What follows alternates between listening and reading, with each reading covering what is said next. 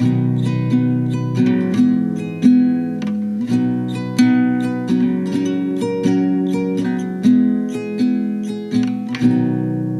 back to Growing Guelph, Episode 2. Today I'm featuring a great conversation I had with James Gordon.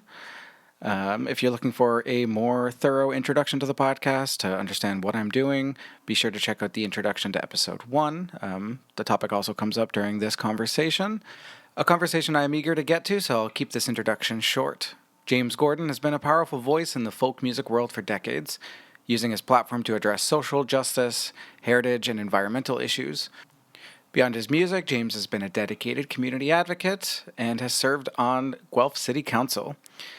At a time when it's easy to feel disconnected, James uses his songs and stories to bring people together.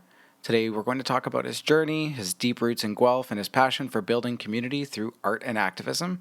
So with that, this is my conversation with James Gordon. I don't know. It's one of those things where, like, I'm embarrassed around a real musician because I'm like, I just picked, like, I practice finger picking. I picked up a cheap classical on Facebook Marketplace like a year ago.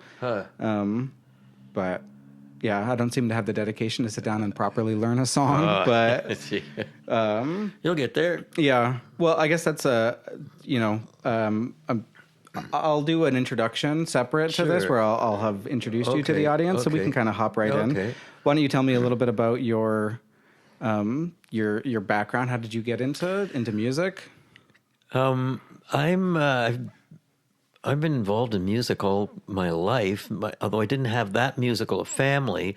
When I got to high school, in particular, here in Guelph, at Centennial High School, I was a kid from the country, and I found that getting engaged with musical activities was a great way to be part of a community. Yeah. And I think that was what drew me, and then just drawn to what you could, the creative side and what you could produce and how you could communicate with people that way. And so it seemed to stem for that. And Guelph in particular, I don't know if you've shared this insight, but when I was starting out playing music, Guelph had a fairly unique thing going on, is that it wasn't just people singing cover songs. People were creating music here. Like, there are people writing songs when then normally they'd be becoming an AC/DC cover band or something like that. We're creating stuff, and that was encouraged and fostered. And it's something that I fell into and haven't managed to get out of it since. I wonder if that's related to, I always think of Guelph as being just outside the bubble of Toronto. Yeah. And we kind of exist in our own bubble. It's like you drive through Toronto, you get past the airport, and you just get into a little bit of wilderness, and then you get into Guelph. Sure.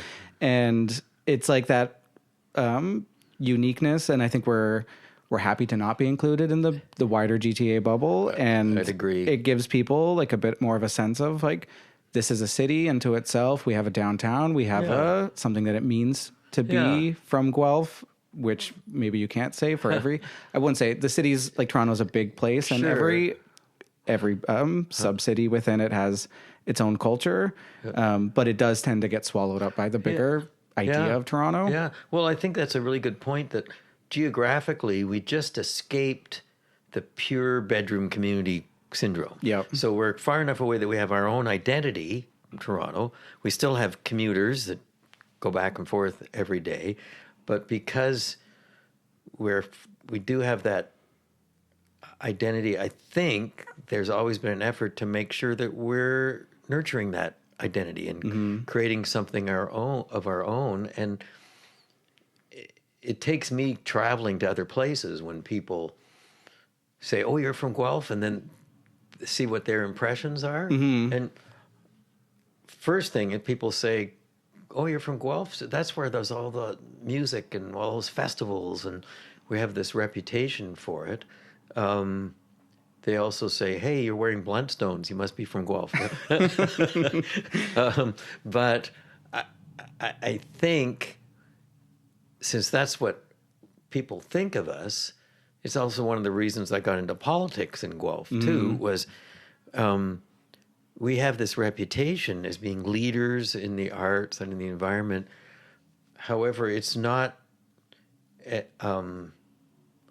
you're on the inside in Guelph, we struggle to make it a good working environment for musicians and artists, even though we have that reputation. So I think that's led me to try to not only have my own musical career, but to make sure that I'm doing what I can to foster the community at large here for that. Would you say the music and the type of music you play and the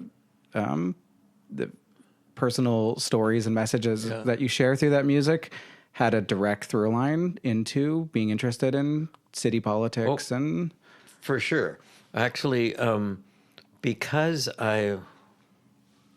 as mentioned, because I've been on the road all my life playing, it's been extra important for me when I'm home to stay engaged with my community. So I was always, because my music's always had a bit of an activist side to it, dealing with trying to address issues rather than just personal stuff.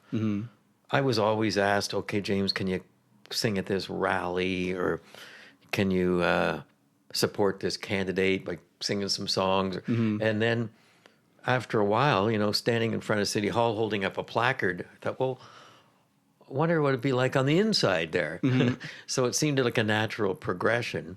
And I'll tell a quick story, actually. I was a big fan of the late Jack Layton, and it was Jack who, we knew each other a little bit when we shared the same political party, and he was an amateur musician. So if he'd come to town, sometimes we'd play some tunes, but he's the one that called me in the first place and encouraged me to run for office, and said, you'd be surprised at how similar the gigs are, James. Like really, for both, you have to be a good communicator.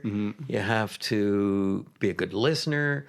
You have to try to be a voice for people. You have to care. He had a whole list of things that make us this. The only difference was in one gig I have a guitar in my hands, and the other ones I have a report or something. So I said, okay, well, I'll give it a shot. And that's sort of what nudged me there. And I think by and large he was right, although I didn't run again after serving 2 terms on council when, okay, I've been there, done that. And I think I learned the most simplistic way of saying this is that a song can have more impact than a speech. Yeah. Right? Because songs can travel, and if you write a song that resonates with people, they kind of take it on to themselves. And so I thought, okay, there's where my energies are probably best spent now. Well, it's almost a cliche to talk about it, but there's the power that you put a message and then you put music behind it. Sure. And so many more people whose hearts can be closed to that are able to open it up, right? Like you could take not the stereotype, but like a gruff farmer who doesn't wear his emotions on his sleeve. Right. If you gave him like, oh, here's a speech I want you to listen to, or here's a poem I want you to read, or that can be a tough sell, but give them a folky song with a guitar that feels like home to them, and a message can really resonate. Oh yeah, I think you're absolutely right. Yeah, it seems to. And I think part of my journey as an artist is, just as you said, to learn what resonates. I'm always surprised when I write a song. I have this belief that a work of art is not complete unless it's shared.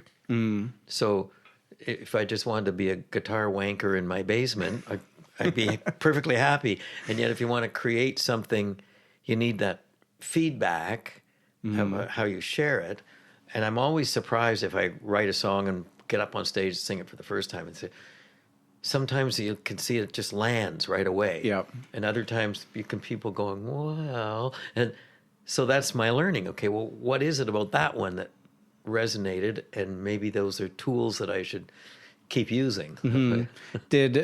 having that experience of creating art and putting it out to the world on stage prepare you for the world of city politics, where instead of creating songs, you're creating ideas, proposals, you're trying to help people that way, but you're still putting it out there and then having to hear feedback, good and bad?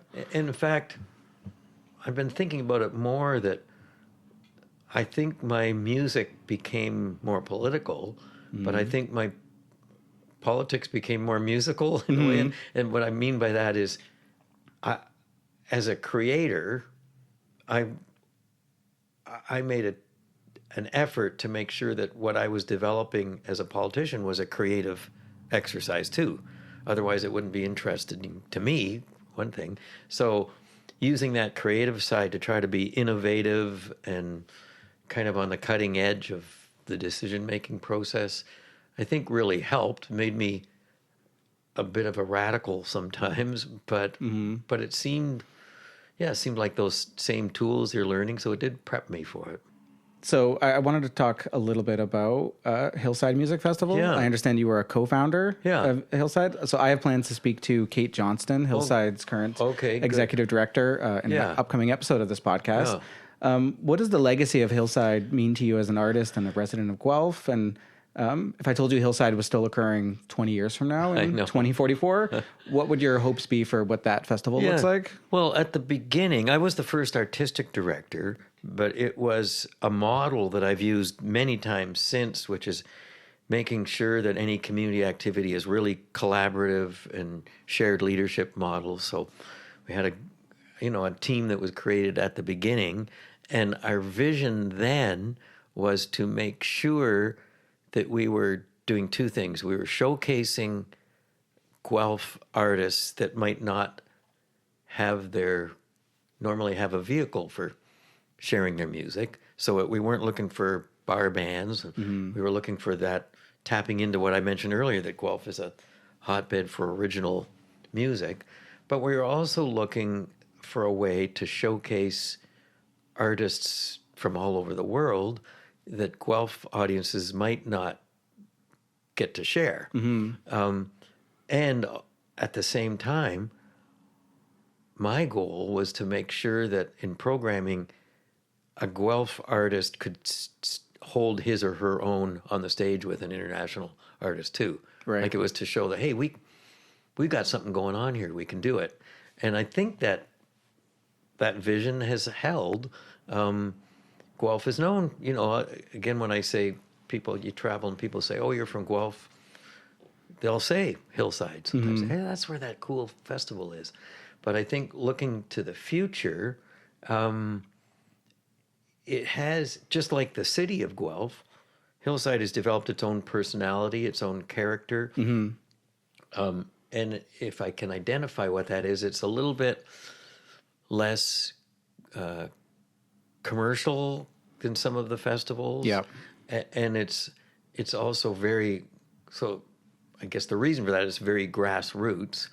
And to maintain that in the future, in a world in the art sector that has become more and more corporatized and also more challenging just to keep it sustainable, then that's the goal, is to morph into ways that can keep the bills paid as well as the audiences engaged with it. Yeah. Well, that's an interesting point about Hillside. I've only been to Hillside once. I volunteered there, so I feel like I got a good experience of the behind the scenes of the festival and that too. And it really does feel like some of the best qualities of Guelph distilled down into an event. Yeah. Like any good music festival feels like a community has sprung up in the middle of nowhere. But Guelph's Hillside Festival really wears the Guelph of it all. And it's like from the very well organized and well respected garbage stations where it's garbage recycling and organics and the team of people who are doing the dishes in the back end and stuff. It's you can tell there's a lot of effort that's gone into it to make sure it's still that community focus and not just I've been to other music festivals that feel like big corporate events. No, I think I'm pleased that you noticed that too. I should tell you, once I was invited to become part of a think tank that was based out of the RIM company in Waterloo, and they put a lot of just community leaders together to try to plan strategies for being sustainable in the future.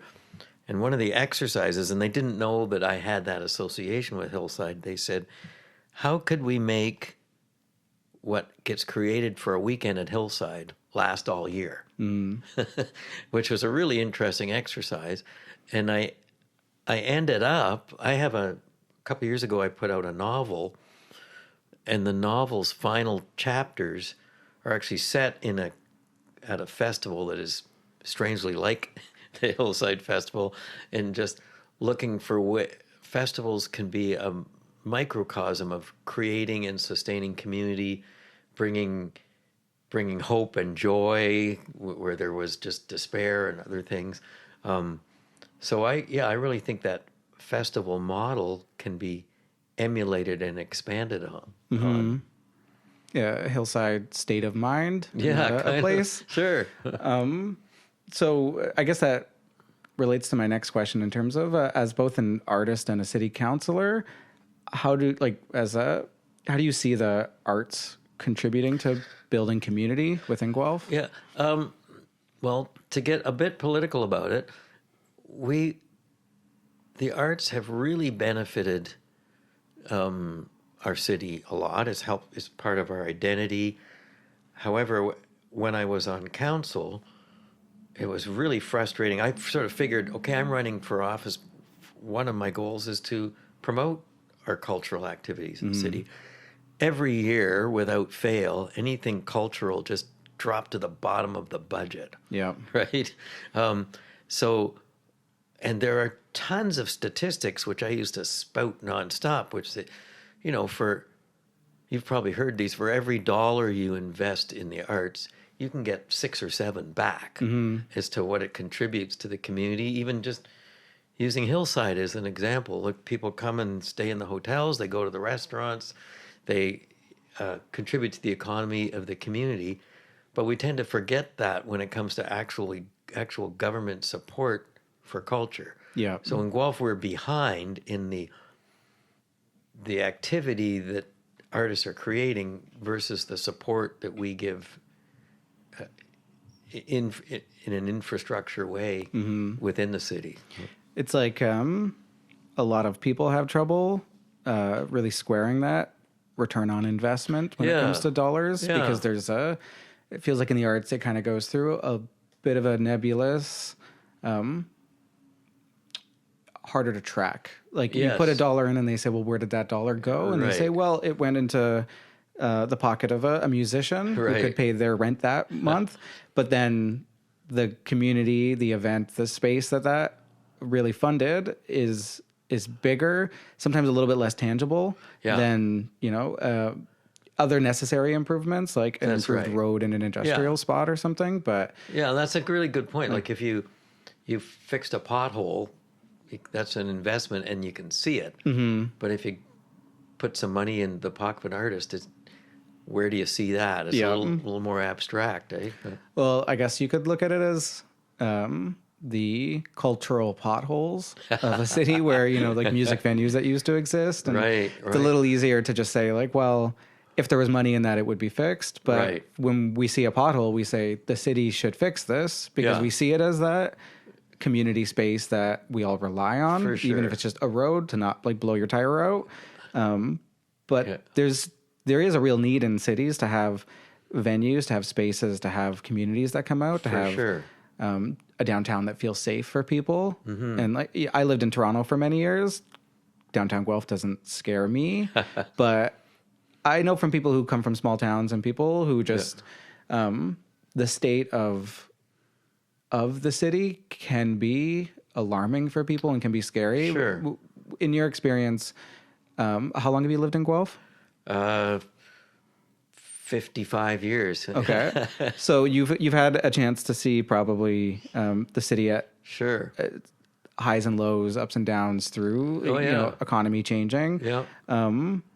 What is the same some of the troubles that we see in Guelph that we really see in every town in Ontario.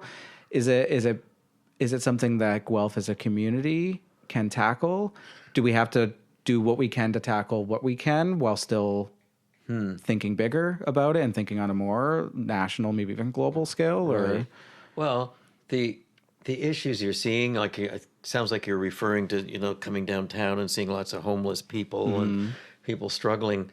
Those are not Guelph specific issues. You see them everywhere. Yeah. But I think each municipality can create their own solutions for it based on what that community can offer. Yeah.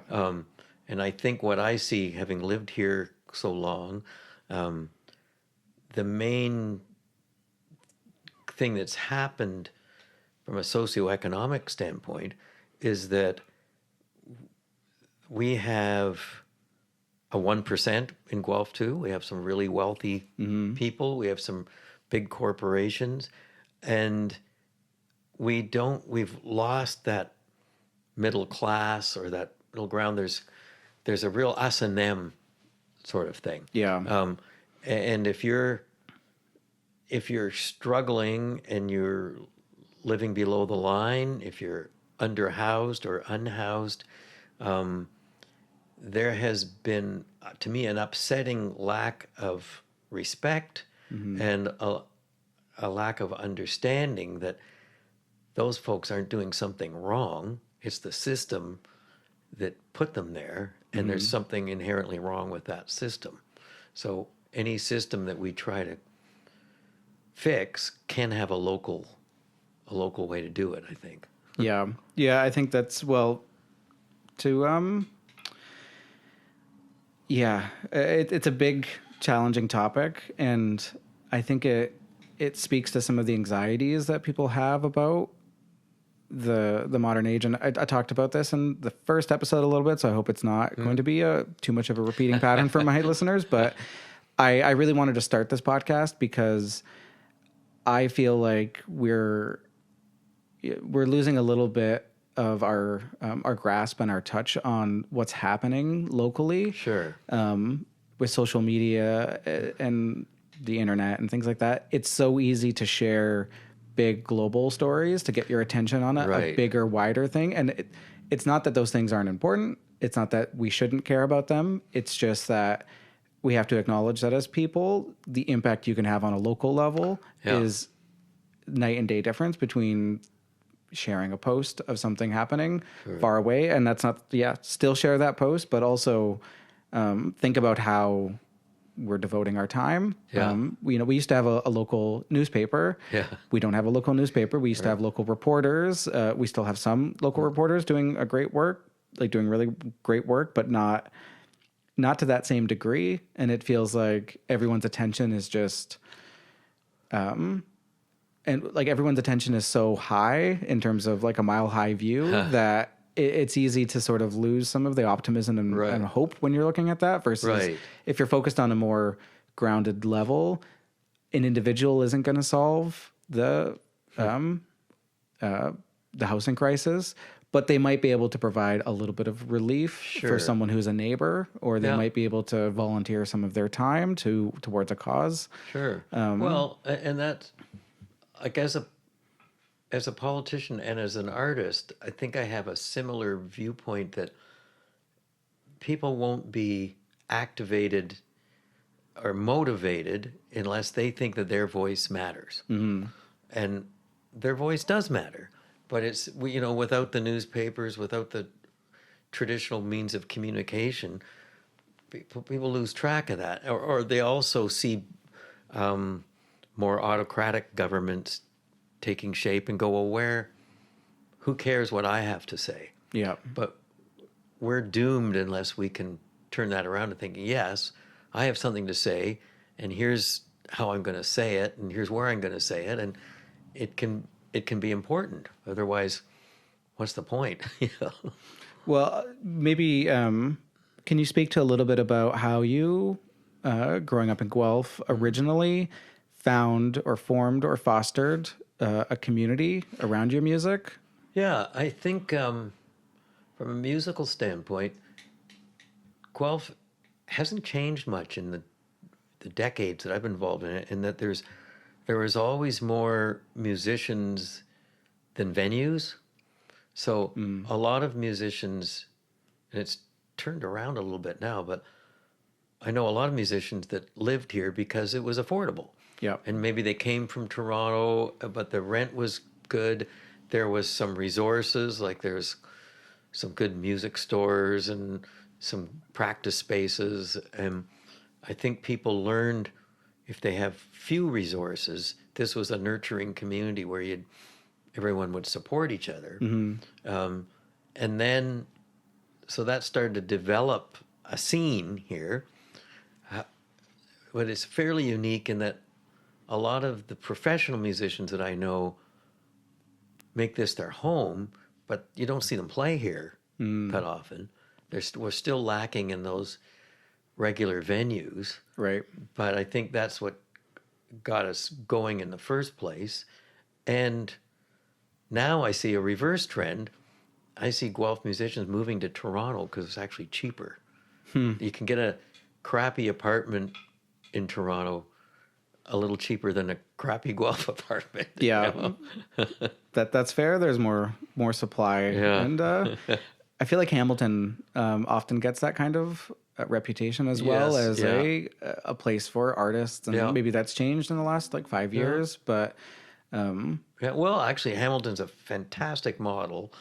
When they lost their steel industry and their industrial base, the powers that be started to look to the cultural sector and say, how can we foster that? And they really did. And it became a destination for artists, not just with the supports that are offered, but there's way more venues there than there used to be. And it's a moneymaker.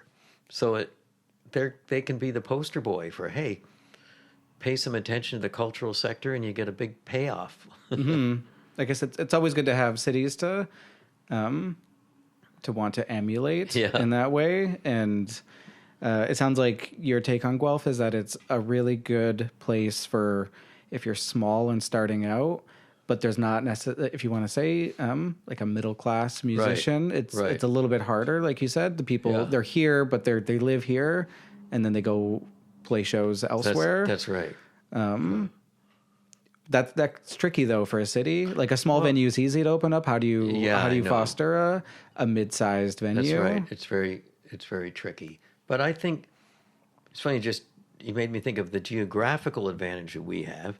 I maybe only perform once a year in Guelph, but that's partly for just career development. Like if you want to pay $35 to see me at the River Run Center, why would you do that if you could see me down at the local pub for free?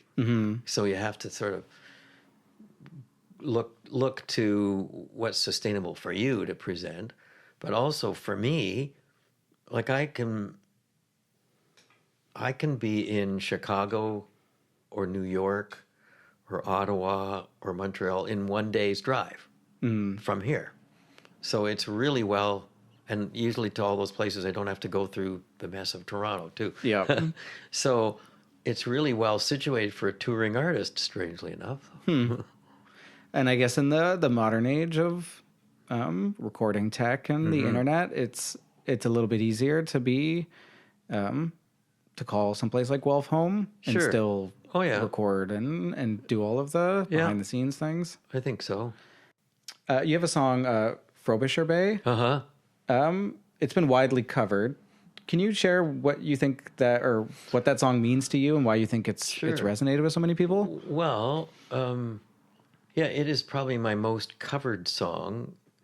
Like literally hundreds of artists have covered it, but the other cool thing is that it's been picked up by choirs. So everywhere I go, I'll get a request for the song, and it's because they sang it in their local choir. But I'm trying not to sound facetious when I said this, but I think I have to look myself, okay, how does that resonate? It is about two very popular Canadian topics, freezing and death.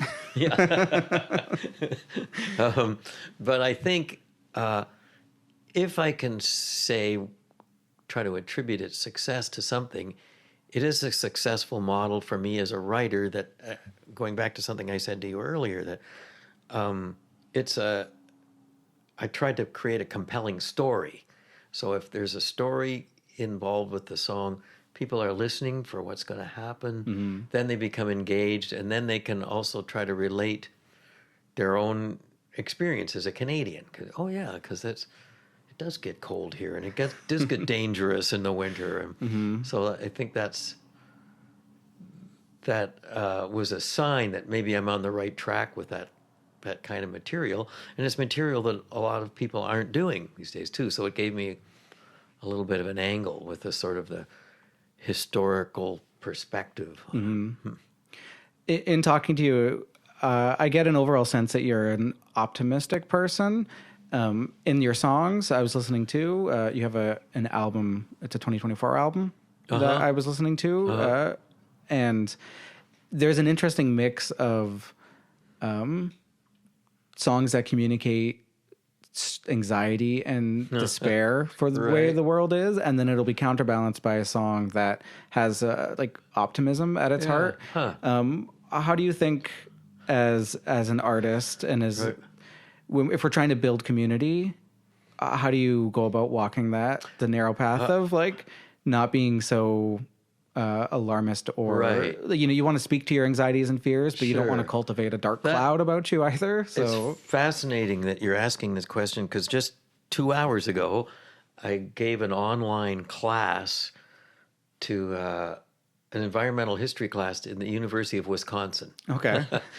And because it turns out that one of the profs is a fan there, and he has a Canadian studies program. So he asked me first, well, will you do some Canadian songs and talk about your experience? And then notice that I have these environmental songs too. So will you do a class? But because that was the focus, a lot of the songs I performed this morning for this class of university students, one's about climate change, and they are kind of bleak. So one of the questions was, well, how does this land for people if you're coming to see a show and it's all bleakness and despair? I said, well, you're seeing an exception because I've been asked to do this material for you. But if you come to a James Gordon concert, you'll get more of a mixed bag. And I have, I had this fantastic gig on CBC radio for quite a few years where I was actually required to write a pretty silly song every week for Arthur Black's show, Basic Black. And I'll do what any other writer does. I have love songs, and so you have to find that balance. But I also feel, you talk about being hopeful, I'm a big fan of Greta Thunberg. Her most famous quote is that we have to move forward as if our house is on fire. And I've come to not quite agree with her on that, even though I admire her, in that if we think our house is on fire, but we have nothing to put the fire out with, we're not going to participate and work on stuff. We're going to run and hide. But if we think, okay, it's on fire, but we could put the fire out if we did this, if we acted together now. So, and those action items are hopeful items. So I'm dedicated to finding that balance. If you don't think it's a problem, you're not going to care about it. But if you think it's a problem that you can fix, then you'll get involved. And I'll give you an example relating back to City Council. One of the first things I did on City Council was bring forward a motion that declared a climate emergency. And thinking, well, this is Guelph. We're leaders in that area. The motion actually failed because one councillor in particular thought, oh, that would scare people too much. An emergency, that sounds bad. And I said, well, it is bad. And somehow it was amended.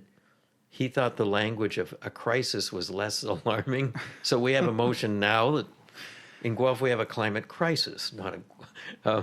so he thought that was more approachable. But we do need to have the pants scared off us. And we need to learn that there's it's not hopeless. Yeah. And if we don't hold that hope, what can we hold, really? It's so hard when it comes to something like climate change because it's an obvious problem that a lot of people are trying to reckon with, but its impact could come fast, but it's also so big and gradual that it's like the house is on fire, but there's time to save things. There's time to rebuild. There's time to maybe move to a more like sustainable house or like, Sure. But yeah, when you hear the house is on fire, you think like, well, the only hope we have is to escape with our life and nothing else. Yeah. And that's not quite the situation. Like we could escape with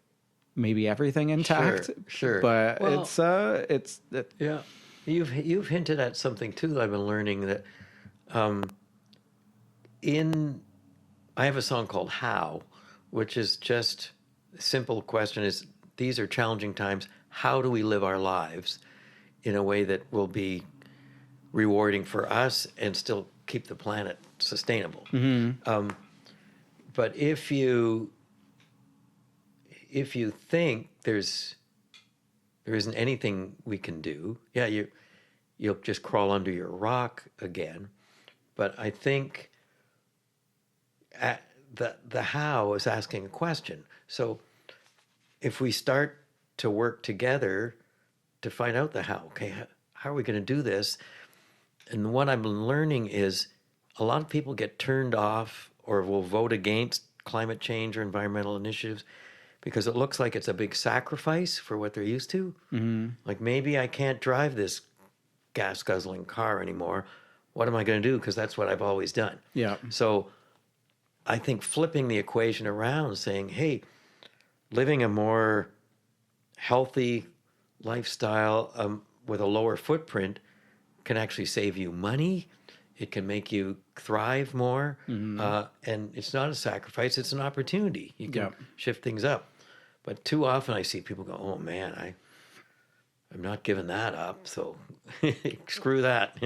Capitalism has done a good job of making the belief of, more is more common. And it's to say that less can be more in the human brain. Well, and in fact, it's funny, I mentioned that in this class this morning too, that because I am such an elderly gentleman now, I was around before consumerism. Like it didn't kick in. I was born in the 50s. Didn't kick in till later in the 60s, when somehow we were convinced by advertising and big corporations that we just needed more stuff. Yep. And I didn't grow up craving stuff, so that stayed with me. But the generation that thought, I gotta get more stuff before I die. That's what's overwhelmed the planet with stuff and the impact of what it costs to produce that stuff. Yeah, that's I definitely did not grow up before those times. I grew up in the born in the early 90s, and stuff was even just thinking like as a kid, like the latest video game, the latest thing, like that's what I look forward to. Right. And that's definitely a tricky challenge. Maybe an analogy that I could draw is that I grew up in my formative years before the internet, before social media. So I've seen that change happen. And it makes me appreciate some things. It makes me more scared of other things because I'm aware of that. And consumerism for it all. And we're products of how we grew up and what we do. So it does seem like in general, like if you look around Guelph, there's a movement, I think, of the youth and not just the youth, but spearheaded by the youth of that more isn't more. That the happiness isn't going to come with a bigger paycheck and new toys, and that it's going to come with fostering community, being with people. I definitely think Guelph is working hard on that, and it's inspiring for me to see. When I was a teenager in the late 60s and early 70s, and we had a certain look to very alternative lifestyle. There's definitely a scene in Guelph that looks just like that. Yep. And would never, you'd never see them in a big box store buying a new product, or always looking for alternative ways, did that better footprint. And it's inspiring, because there's a whole other section of that next generation that is totally bought into it, right? So you see that division, and we got to get those divisions together. But I always think of consumerism as it's become our new religion. Like Amazon is a church, really. Yeah. Because we worship at it.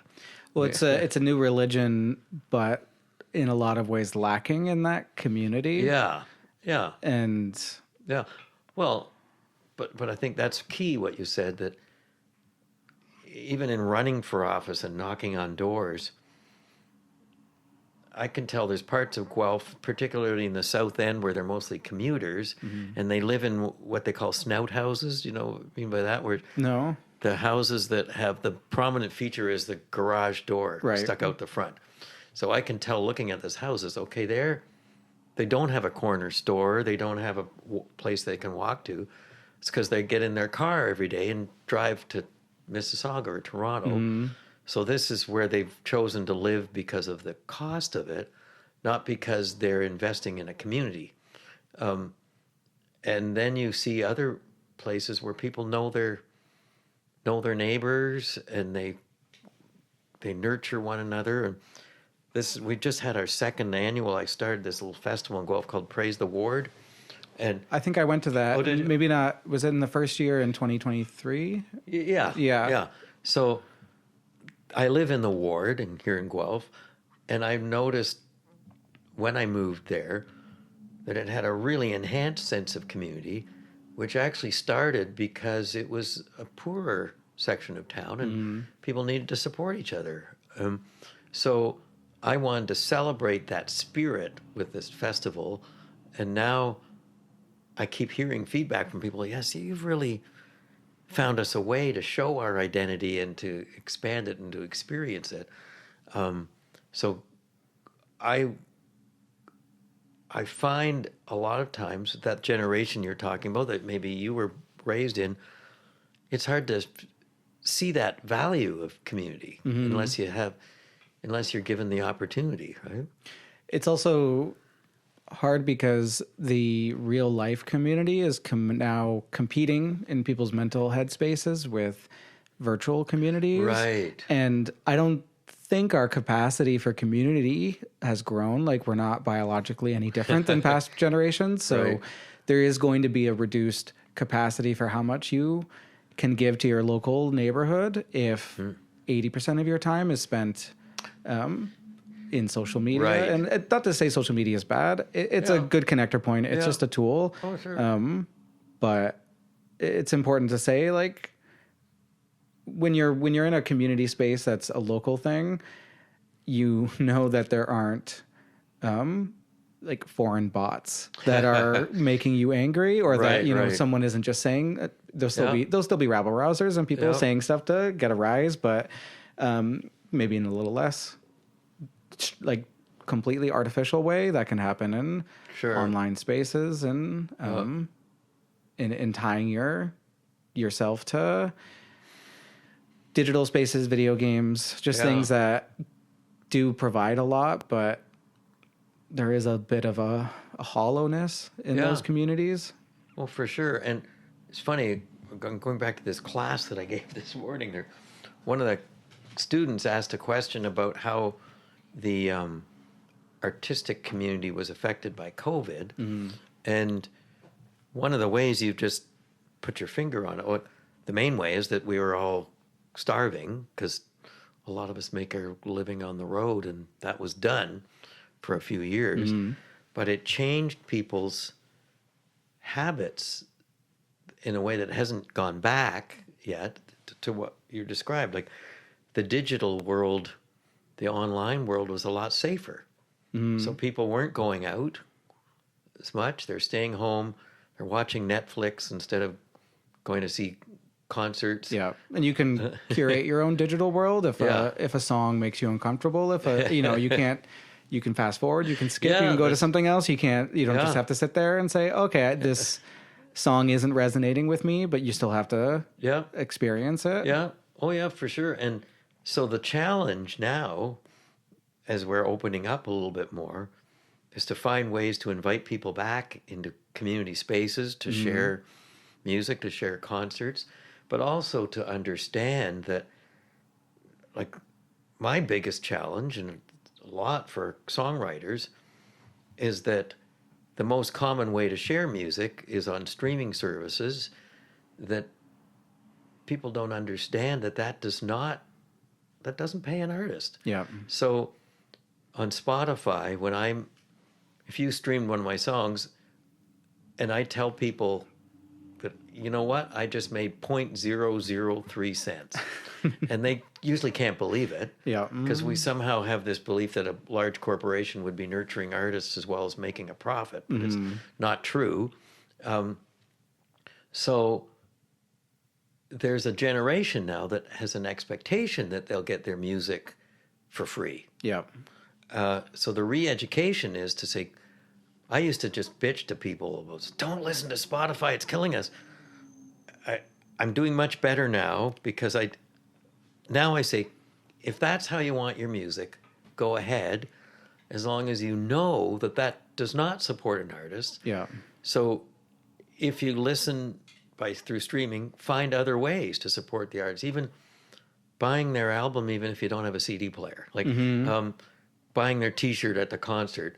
Find ways. Otherwise, if you love their music, they can't make the music anymore if that's the only way that it's being paid for. But that's a long way of saying, speaking to your point, that digital realm can be very compelling, and yet it has to work hand in hand with the real world and the real musical community. So we should be using the digital realm as a tool to enhance the live experience rather than the other way around. Yeah, that's what I mean. It's funny if you go back, a lot of people, pre-internet days, they successfully predicted the power of the internet and things like that, but they didn't successfully see what corporations would do with it, where they would give you everything you want and more.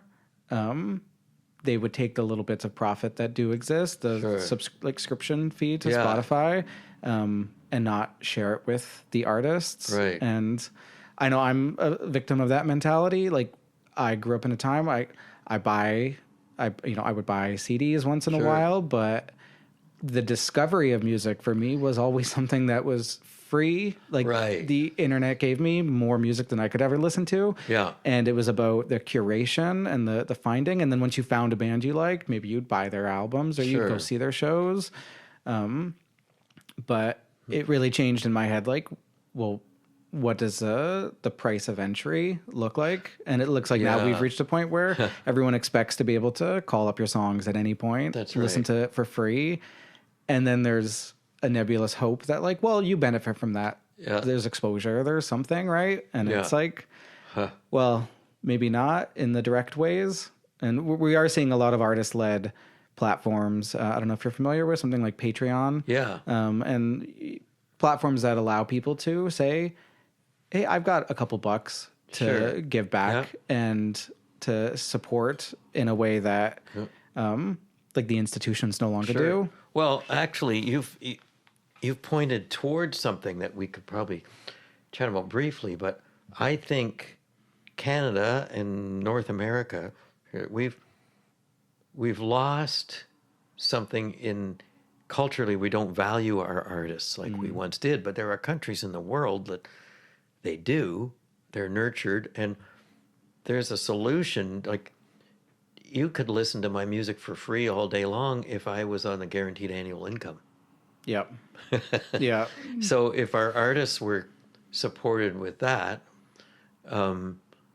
we could maybe afford our rent. We could afford to produce music, and we would be in a position to offer it on those platforms. But until that happens, we still have to pay our bills.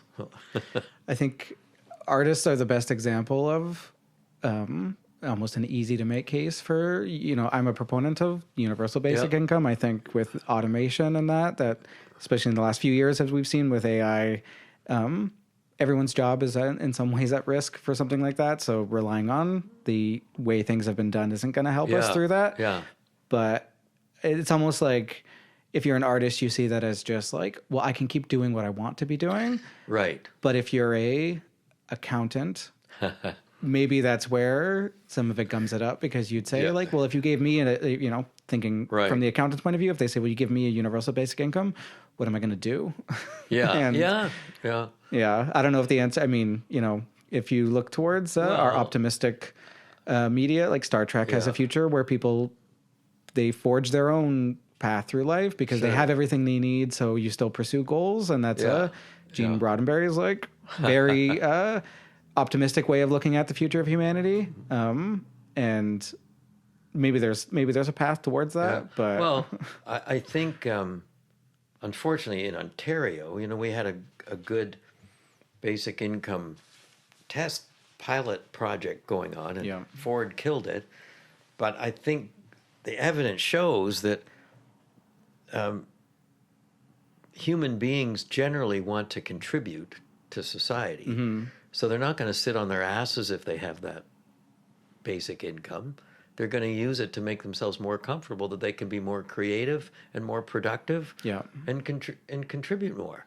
So, but we have this bias towards a handout, thinking, oh, well, they're just going to take advantage. I used to, as a politician, run into people that were bitterly opposed to their tax dollars that went towards ODSP.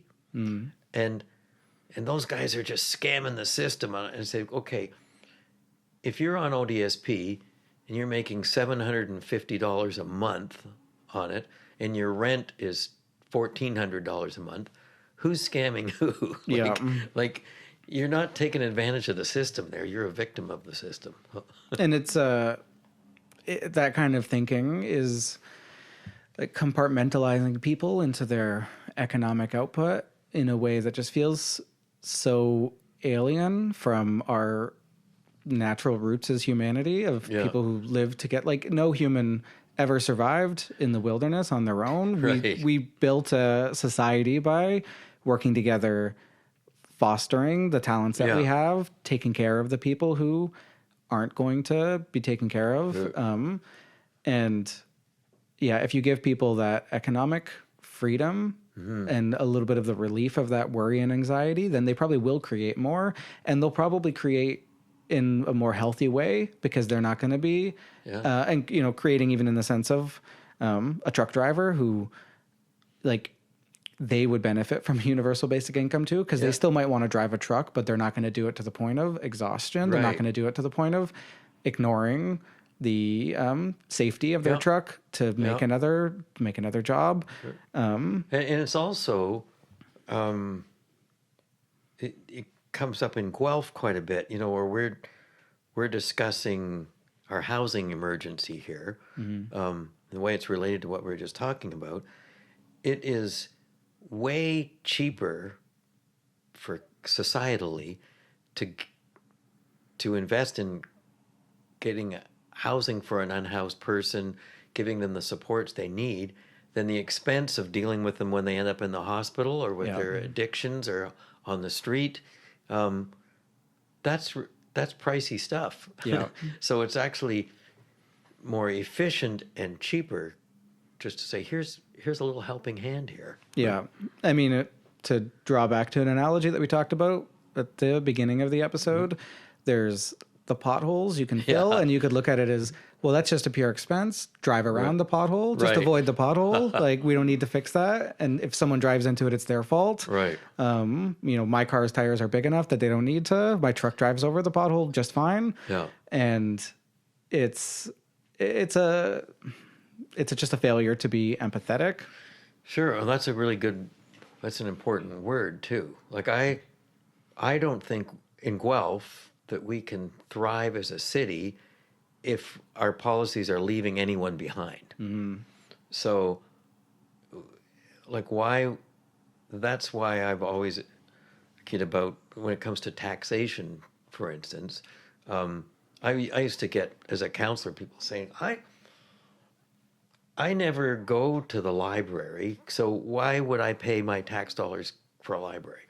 And then they'll say, but because look at the roads are really in bad shape. That's where we need to spend our money. And then I go, okay, well, I never drive a car, so why should my tax dollars be like? We have to be all in it together. Yeah. And yet we too easily ignore if it doesn't affect us personally. We think that it's not our problem, but our problem has to be a collective one. That until we all thrive, I don't think any of us thrive. That's a good point. People seem to understand that mentality if you're thinking, well, some people do, if you're thinking of education in terms of like, well, I'm not a kid in school, why should I pay for schools? Right, and it's like, right. because you want to live in a world where the children of your community are educated and have a safe place to be. That's right. Because where they go, like, people still exist even if you don't want to help them. That's right. It seems like a no-brainer, but it's not sometimes. Right? Yeah, that people keep existing even if they're not getting the support, if they have nothing to do, and if you've made people unemployable, if you've made people, it doesn't say made people, but we live in a world where people have access to drugs and things like that, but then we want to say, well, no, you fell down the pit. Yeah. Now it's your fault. Like you have to suffer, and we don't want to help you in your suffering because you shouldn't be suffering in the first place. It's a moral failing. In fact, there's a bit of a Canadian and American thing happening that you've done. I think America has really suffered from how much they bought into what they call the American dream, which is actually, what was it, Horatio Alger? You can be a self-made man. Yep. And you don't need anyone's help. You just go for it, and it's okay if you crawl over people that are struggling to get to the top. It's just all about what you can do as an individual, which totally negates what came for thousands of years of just gathering around a fire together and nurturing and having that empathy as a community. But if we think, like, Americans are probably about to do this, they will vote against their own interests because they say, why should we make the rich pay if one day I might be rich? Yeah. Then I won't want to pay. Every American is a temporarily embarrassed billionaire at heart. Is that something like that? That's a quote from someone, but that's... do you have any advice that you'd give young musicians that want to use their music for social impact? Sure.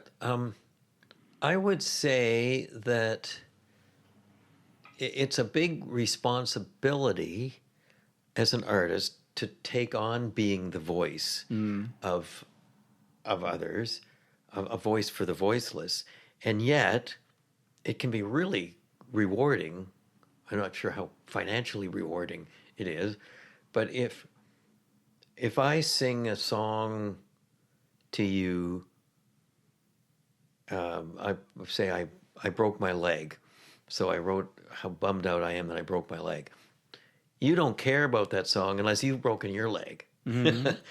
So if I can find ways to suggest to any artist, if you look for those connecting points, if you look for talking about issues that are important to people, whether it's as an activist or just in raising awareness, you've made a valuable connection with that person and you've got them. Then, and they'll probably appreciate the art that you're making and they'll follow what you do. So I wouldn't shy away from getting outside your own head and outside your own basement and really listening to what people are looking for out there and trying to match that.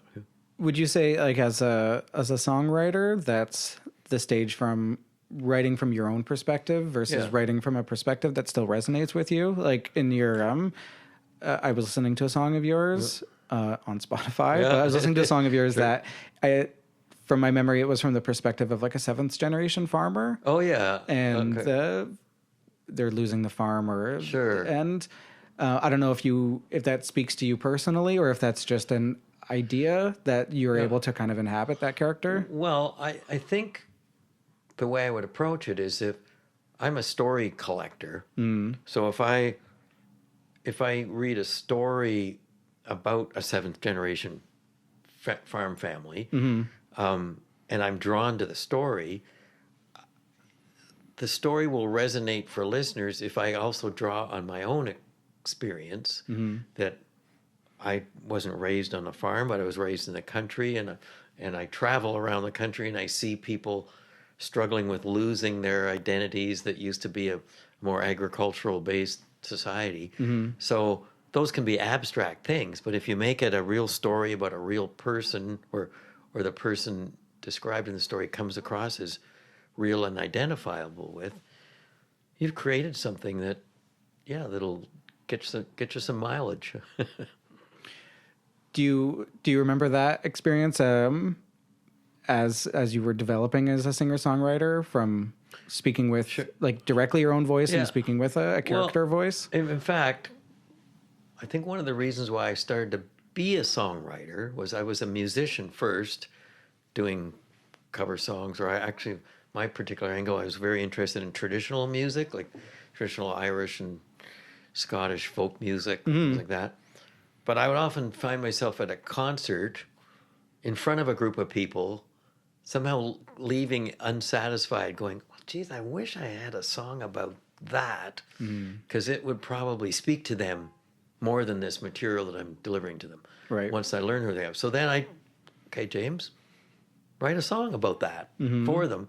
And then the next time you're up on stage, you can try the song out and go, hey, that people seem to identify with that. So we've made a stronger connection. And that's why as a writer, I'm always following that path of the combination of the personal and the universal. Like, you might not care that much about my own personal story, but if it's one that I share in a way that you can say, hey, yeah, that happened to me too, then the universality of that has connected you and I more. So it has to be that balance. Right. Yeah, I mean, it's the same. I guess the rules for the singer-songwriter audience relationship is similar for just the rules of conversation, where if you want to get someone into a conversation, ask them about themselves, ask them to tell a story. Right. And if you can relate it to them, it's how we connect and relate to each other. Yeah. Well, in fact, I'm going to borrow that, what you said. Feel free. My favorite concert setting is one where it becomes a bit of a conversation with the audience. So that doesn't happen in a stadium. That's why I quit playing the big rock stadiums, actually. Yeah. Just the distance from you and the crowd. But no, because they weren't offered to me.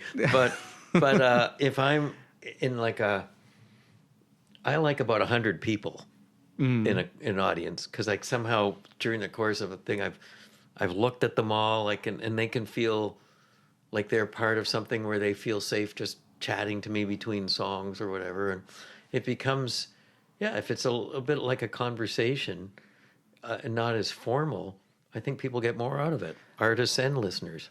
This is the second episode where I'm talking about evolutionary psychology, but I think there's something deep in our psyche that about 100 people resonates with us, in terms of like, that's probably about the size of the communities that we evolved for hundreds of thousands of years before civilization. Right. Yeah. Where 100-ish people, you can know them, you can feel like part of home in that, like you can feel like you're home in that. It could be scary when you're in a stadium crowd and there's 20,000 people around you. It feels like a scary, like it's too big of a group. But if you're at a club with 100 people, or a small bar with 100 people, it can feel more like you're at home. Well, in fact, I never thought of that correlation. Like in reading about early agrarian societies or hunter-gatherers, they often mention that number, 100. If they were in a village, if it was more than 100 people, it would probably require a bigger infrastructure, and you wouldn't have that personal connection. If it was too much less, it'd be hard to get all the tasks done and support each other. So yeah, that's interesting. Well, to speak to what we were saying earlier about our limited capacity for community, if we have space in our head for about 100 individuals Yeah. to care about, every space you fill with someone who's not actually part of your life, every celebrity that you're intimately familiar with, every politician, they're taking up mental slots in that Right. 100, so your capacity can kind of shrink on a personal level. So now you might care about your next door neighbor, but the guy down the street Yeah. is kind of a stranger, as opposed to before, even 100 years ago, Yeah. you know, you would meet with those 100 people at your local church, and you would, for whether you liked it or not, you knew all about them and their lives Right, and their right. struggles, and it kind of made your world more surrounded by Yeah. them, as opposed to so much just being on a level that we can't Yeah, cool. Yeah, interact true. with. So, James, it's been great talking to you. Yeah. My last question is, what gives you hope and excitement for the future of Guelph? I think we've touched on that a little bit already, in that Guelph does seem to have a vibe, a certain identity that was created, I don't know how, fairly organically. But the hopeful part is that there's a couple of generations now that see the value of community, see the value of sharing, of empathy, and I can see it in a younger generation now, which is inspiring.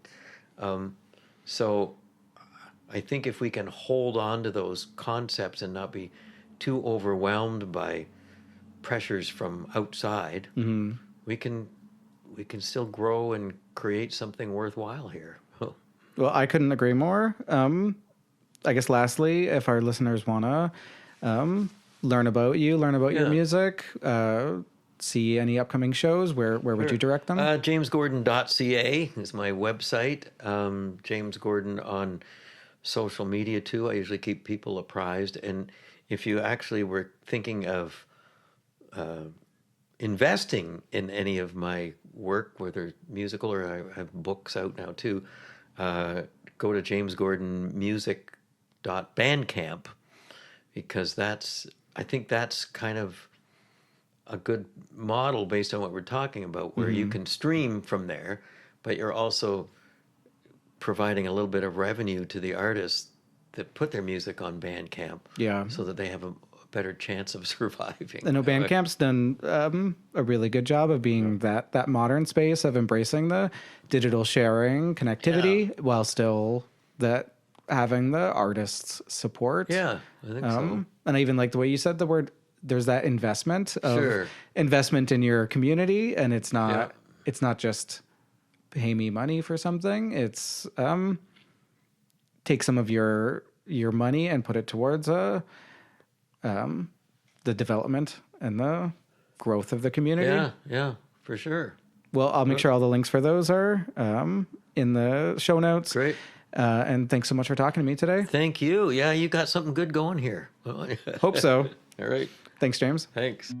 Thanks for listening to Growing Guelph. I've been your host, Jordan Sloggett. Be sure to subscribe to us on social media, on your favorite podcast app, and if you have a recommendation for a future guest you'd like me to speak to, you can reach out to me at growingguelph@gmail.com.